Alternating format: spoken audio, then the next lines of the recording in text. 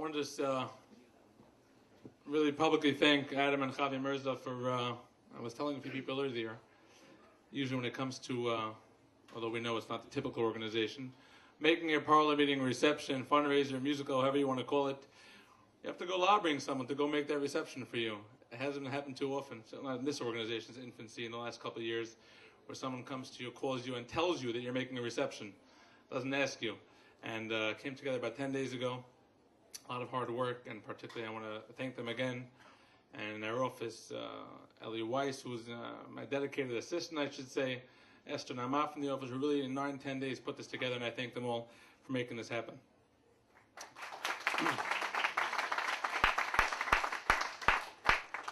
Like was mentioned earlier by Avrami and by Adam as well, we're trying to figure out what is it that Achiezer does. They weren't completely familiar with it. We're around barely, not even 2 years, I would say, publicly out servicing the community for about a year and a half is more like it. And Adam quickly understood from a couple of conversations that what we do is, as you've seen in the ads, as you've seen in the emails, again, there were really no invitations for this event. We're doing real things, taking care of real people, real needs, real chesed in the community. It wasn't just a tagline. It was what Adam and those who have really seen the organization, what we can do, what we could become. That's what they have seen it. Real problems, real things right here. And different examples. It came to mind. And like Adam said, we discussed a few ideas. He says, "Give me an idea, give me a story." Obviously, in utmost confidence. And he understood it, whether it was a woman last year in the community who had never lost her husband very, very young. She's lost. Where does she turn? It's tax season. She's never done the taxes before in her life. How is she coping with the loss? Who's dealing with the therapy angle of it? There's nowhere to turn. It's not the kind of idea or system we want to go knocking on a friend's door and ask them, "Do you know a good therapist?" Or embarrassingly ask them, "Could you help someone do my taxes?" And that is where we come in. Well, they make that one phone call to us, and we will work together with the existing resources that are here or not here and walk that woman, spare her the agony and the agmas nefesh of having to make those so many phone calls of the different help that she may need. Adam says, "Give me another example." And we spoke about several weeks ago. There was a prominent woman living right here in our community, blocks from where we're sitting now. She went to go visit a friend in South Nassau Hospital. Walking through the door, you couldn't make these things up. The door closed on her. She fell and she fractured her hip. Couples in the hospital, 11, 12 o'clock at night. Yes, they have family. They have people. What are they supposed to do? They operate on this fracture. Is the insurance going to cover it? How are we going to get to the hospital? How are we going to transfer? Where? What? A lot of questions to be answered. And Baruch Hashem, we were able to be there for that family. And then we discussed a more sad note where someone in our community living a very regular life, very regular circumstances. A woman going to the hospital to give birth. A little later, not to share a sad story, they go to the hospital and they realize after 40 weeks of this woman carrying a baby, 2 o'clock in the morning out in the hospital of Nassau County University Medical Center, the child was not living any longer. Why am I saying over this story? Because at 2 o'clock in the morning when they're there, obviously, where, what? Phone calls, the woman needs emotional help. The husband needs help coping, whether it's a Chevra Kadisha angle of it, making sure that that's taken care of, whether they're being fed, whether they're being driven back and forth.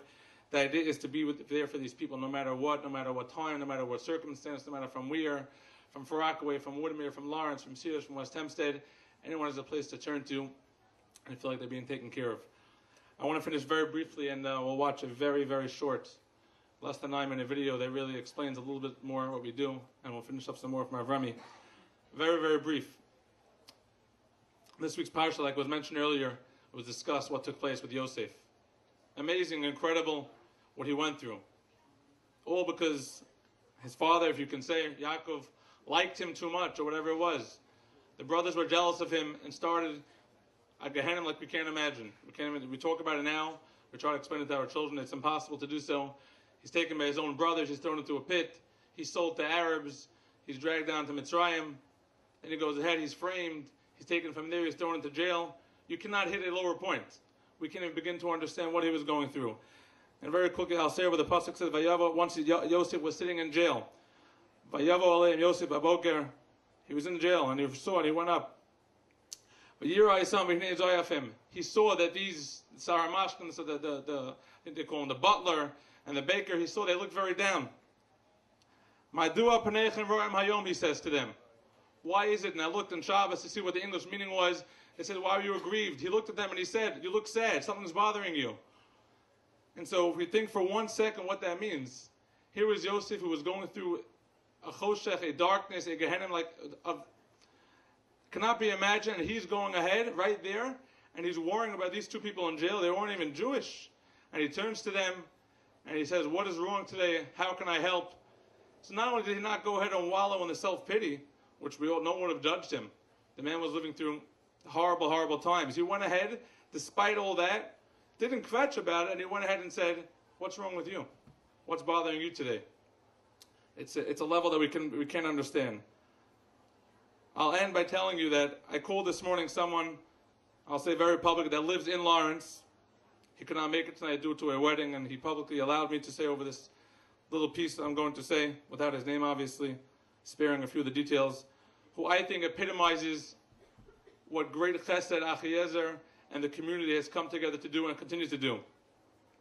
About a year and a half ago, the organization had just started, and this fellow was living right here, Baruch Hashem, doing well, wonderful family, beautiful children, beautiful house, wonderful job, everything couldn't get better, the dream life. And then very suddenly, despite the fact that he was quite a professional, still is, he got suddenly laid off.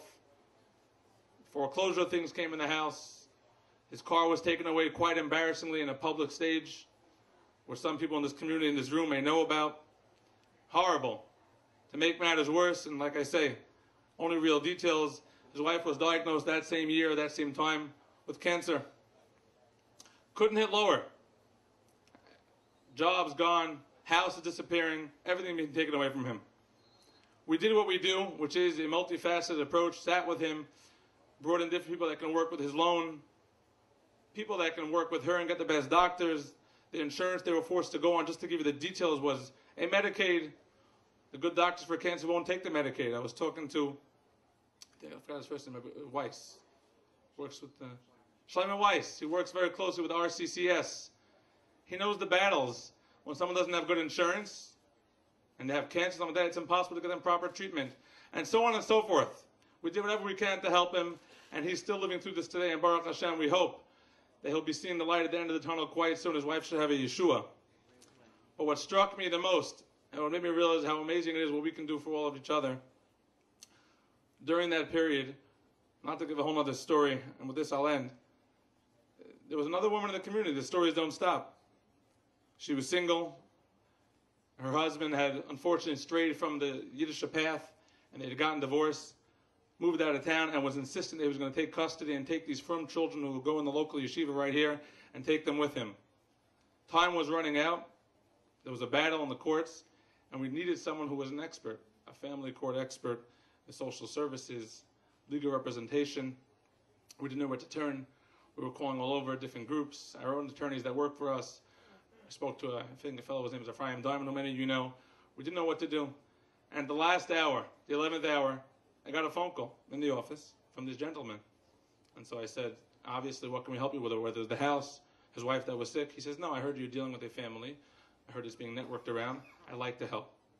I have an expertise. I'm not practicing this kind of law anymore, but I do have an idea of how this works. I've dealt with a few cases a long time ago. Let me meet with the family. I'll sit with them, and I'll take care of it.